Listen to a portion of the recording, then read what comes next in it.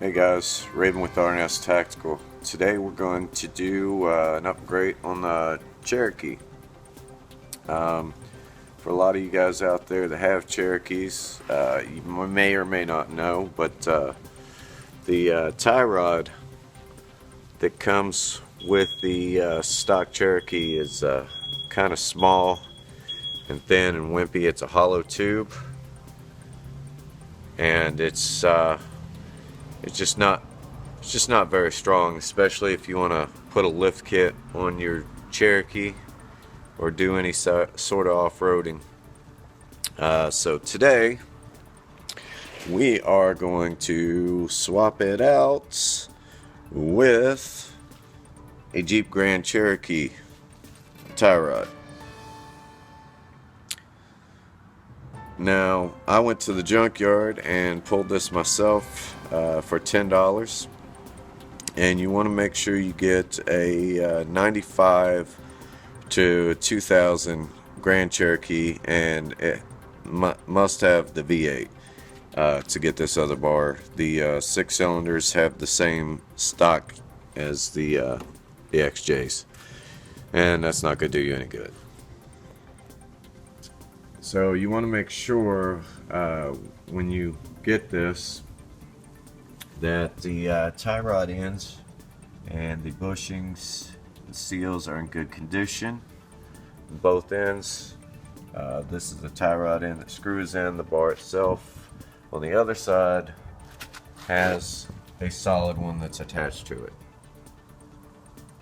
So you can't really change that out. So you want to make sure that it's in good condition. You want to make sure it's stiff and there's no play in it. And if all the bushings are in good condition, you don't have to do nothing. You can also, if you want, you can order this part from Advance or AutoZone, and I believe you can get it for like 54 bucks.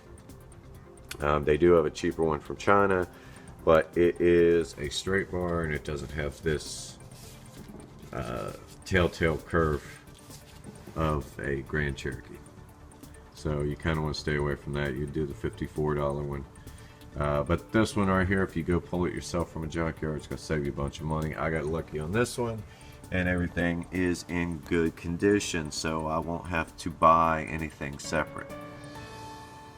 It comes in 3 parts: your tie rod end, your adjustment sleeve. This will be another part you will have to buy, and then the tie rod itself. Now, before you get started, you want to check out your vehicle on the ground. You don't want it jacked up. You don't want the wheels free. You want them to stay where they're at if your vehicle is already in a line. And what I like to do is I will take the tie rod. It's kind of hard to do with the camera, but you kind of hold it up, match it up there, match it up here, and see how close you are.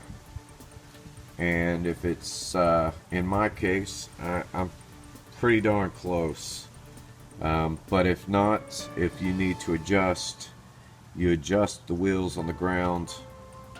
Undo these 2 bolts on the sleeve, and then you turn the tie rod end itself in or out to the adjustment you need. Next thing you want to do is you want to get under here with a pair of pliers. See if I can do this left-handed while holding the camera.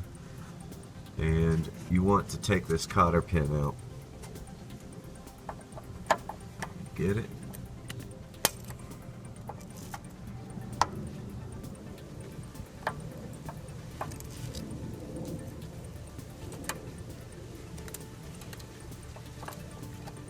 Now if yours is in good condition,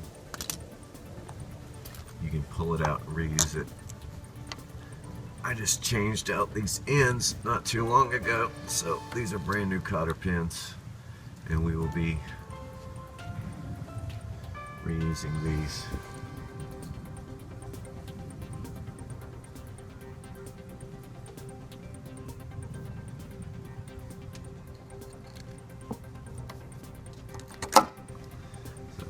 Save your cotter pin.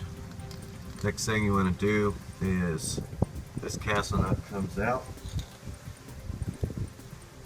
and I believe it is a 19 millimeter.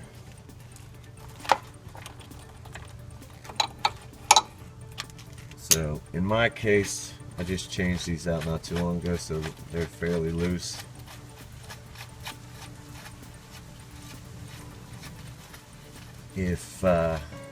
If you haven't changed yours out in a while, you may need some break free or some kind of PB blaster. This is my favorite. This stuff works great. Just spray it on and let it soak for a little while, and you should be able to get most of your nuts off.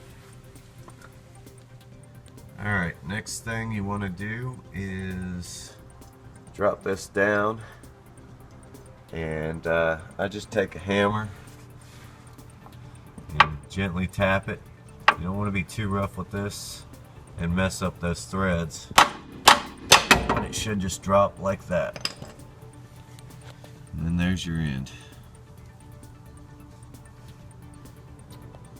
Now we're going to come over here to this side, and it's pretty much the same exact thing.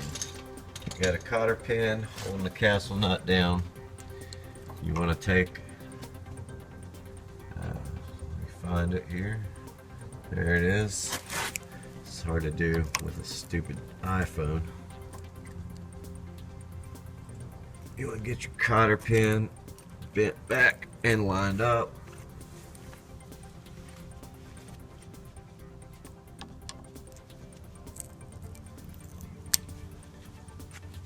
Like so.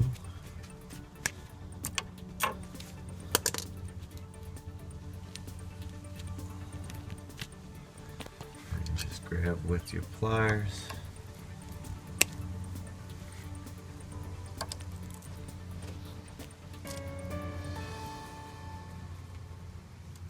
And sometimes you gotta twist to get it out and finagle with it a little bit. Keep squishing it down to make it straight.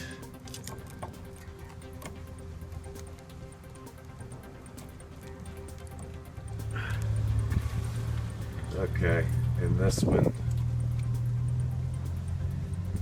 this nut right here also takes the 19 millimeter.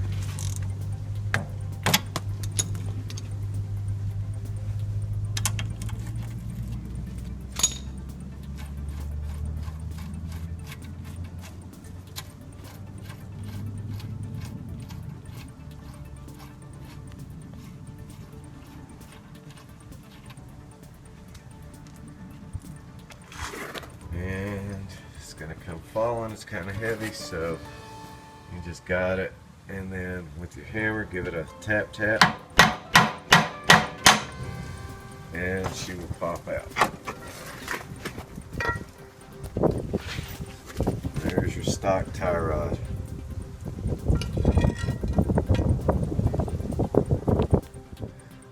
Now here I like to, once I get it out, recheck the distance, and you can really see the difference here in the thickness and the toughness of these two things. The top one is the stock XJ, the bottom one is the Grand Cherokee, and you can see the stock XJ is just a straight hollow thin tube. This is rolled over and seam welded, so it's hollow all the way through. The Grand Cherokee one's much more robust, and it's a solid piece of metal. So once you check this out and you're aligned pretty close, now you can reinstall. Alright, I always like starting on this side over here, It just seems like it's easier if you start on the drag link side, that it's easier to adjust that wheel. So just put it back in and thread down your castle nut.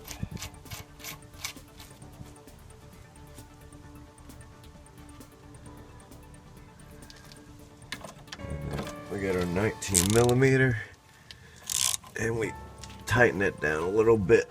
Now don't go all the way tight just yet, because you want a little bit of play for adjustment putting it in over here. And that's it, guys. That's how you install a Grand Cherokee tie rod and a Cherokee XJ. And it is definitely way more robust than that little stock Cherokee tie rod. Alright guys, thanks for watching. Hope the video wasn't too crazy, too shaky. I'm doing this with an iPhone, so I know it may suck. We'll see if we can clean it up a little bit, but I wanted to get this information out there because not a lot of people know about swapping these over. Thanks. Raven out.